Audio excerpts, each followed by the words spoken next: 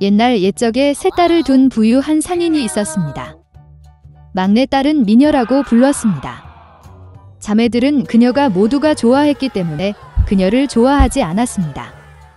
어느 날 아버지는 도시로 가서 딸들에게 선물로 무엇을 가져갈지 물었습니다. 언니들은 귀중한 드레스와 장식품을 원했고 어린 언니는 세상에서 가장 아름다운 주홍 장미를 원했습니다. 상인은 사려 깊었지만 그런 꽃을 찾기 위해 가능한 모든 것을 다하겠다고 약속했습니다. 그리고 도로를 치십시오. 아버지는 장녀들을 위한 선물을 빨리 찾았지만 막내에게는 선물을 찾을 수 없었습니다. 상인이 만난 장미 한 송이는 이전 장미보다 더 아름다웠다. 그가 어디를 보든 그리고 길은 그를 울창한 숲으로 이끌었습니다. 그곳은 매우 어둡고 추웠습니다. 갑자기 멀리서 불빛이 나타났다. 다가가자 상인은 금과 다이아몬드로 된 거대한 고대성을 보았습니다. 문으로 들어가 보석이 가득한 홀에 들어갔다. 그는 홀 중앙에 테이블이 있고 그 위에 접시가 없고 모든 접시가 은과 금으로 만들어진 것을 보았습니다. 하지만 성은 비어 있었고 아무도 없었습니다. 상인은 주인이 곧 올 것이라고 생각했습니다. 그는 1시간, 3시간을 기다렸습니다. 아무도 나타나지 않았습니다. 상인은 저항할 수 없었고 테이블에 앉았다. 뱃속에서 먹은 노인은 길을 쳤다. 골목을 따라 운전하던 상인은 전례 없는 아름다움의 장미 덤불을 보고 막내딸의 요청을 기억했습니다. 그는 운전하여 가장 아름다운 장미를 골랐습니다.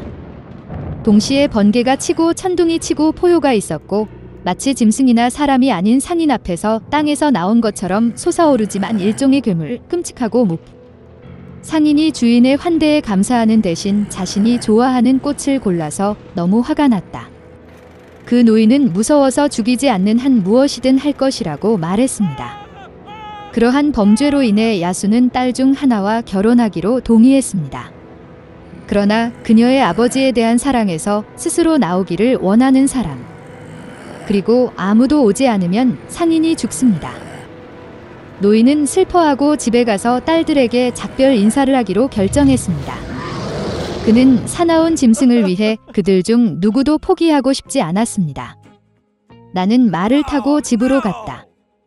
아이들을 만난 그는 모든 사람에게 선물을 주고 자신의 모험에 대해 이야기했습니다. 언니들은 어린 딸에게 덤벼들었다고 그들은 말한다. 그것은 그녀의 잘못이라고 말한다. 그녀는 형편없는 꽃을 주문했고 이제 아버지는 그의 목숨을 지불해야 한다. 미녀는 아버지 대신 기꺼이 짐승에게 갈 것이라고 대답했습니다. 그래서 다음날 뷰티가 길을 떠났습니다. 말은 재빨리 성으로 돌아왔습니다. 홀에 들어서 그녀는 훌륭한 와인과 음식이 있는 테이블을 발견했습니다. 미녀는 야수가 그녀를 먹고 싶어 한다고 생각하여 먹이를 줍니다. 그녀가 저녁을 먹자마자 포효가 있었고 마치 땅속에서처럼 끔찍하고 털이 많은 괴물이 나타났습니다. 그리고 야수는 자신이 자유의지로 여기에 왔기 때문에 그녀가 좋은 마음을 가지고 있음을 의미한다고 뷰티에게 말했다. 그래서 괴물도 그녀에게 친절할 것입니다. 그리고 이 말로 야수는 사라졌습니다. 아침에 일어나 뷰티는 산책하기로 결정했습니다. 방 중 하나에 들어서 그녀는 테이블의 아름다움이 원하는 것은 무엇이든 할 것이다 라는 비문을 보았다. 소녀는 결국 괴물이 친절하고 아마도 그는 그것을 먹지 않을 것이라고 생각했습니다. 그래서 그들은 오랫동안 살았습니다. 야수는 아름다움을 아주 잘 대했고 그녀의 모든 욕망을 성취했습니다. 어느 날 그 소녀는 아버지가 아프다는 꿈을 꾸었습니다. 그녀는 정말로 그를 방문하고 싶었습니다. 미녀는 눈물을 흘리며 야수에게 그녀를 보내달라고 요청하고 반드시 돌아올 것이라고 약속했습니다. 괴물은 그녀가 자유롭고 원할 때마다 돌아올 수 있다고 대답했다. 다음날 뷰티는 가장 비싼 옷을 입고 아버지에게 갔다. 그는 딸이 안전하고 건전한 모습을 보고 매우 기뻤습니다. 그녀의 자매들은 달려와 그녀가 더욱 아름다워지고 심지어 여왕처럼 옷을 입는 것을 보았다. 일주일 후 뷰티는 비스트가 잔디밭에 누워 죽어가는 꿈을 꾸었습니다. 그녀는 공포의 잠에서 깨어 급히 돌아와 그를 치료하기로 결정했습니다. 소녀 가성에 다가갔을 때 그녀는 풀 위에서 생명이 없는 야수의 시체를 보았다.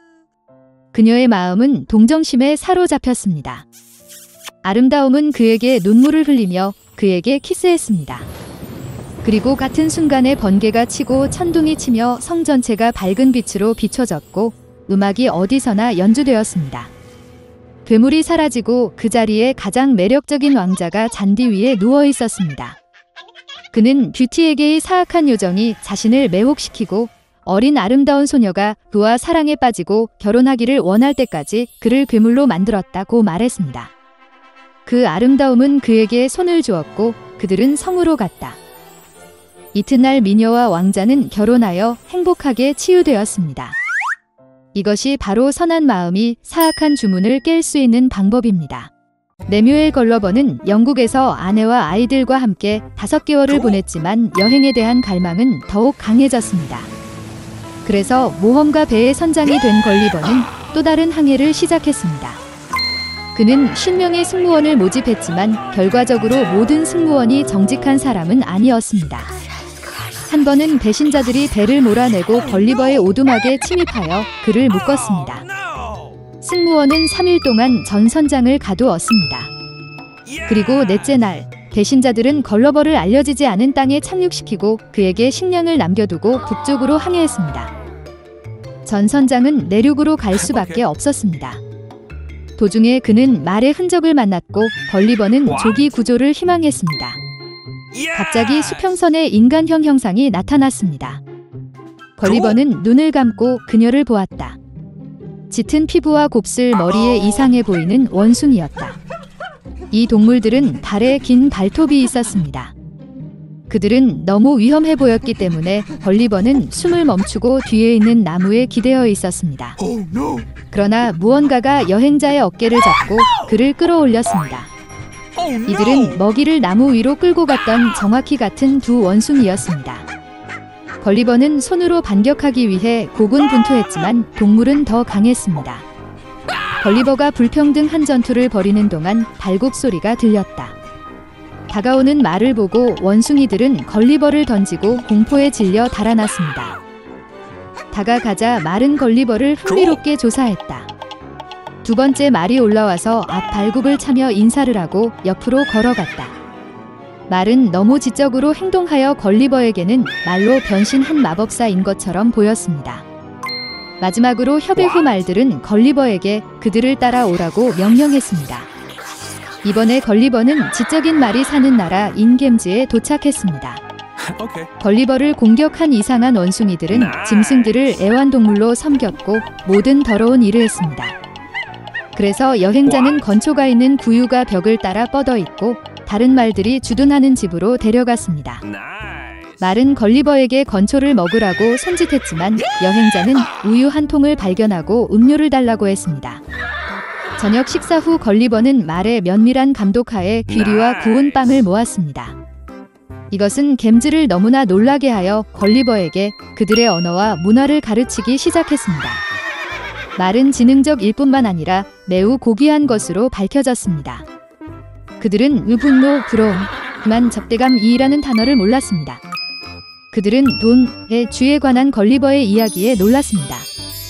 그러나 대부분의 겜즈는 사람들이 말을 탈 수 있다는 사실에 격분했습니다.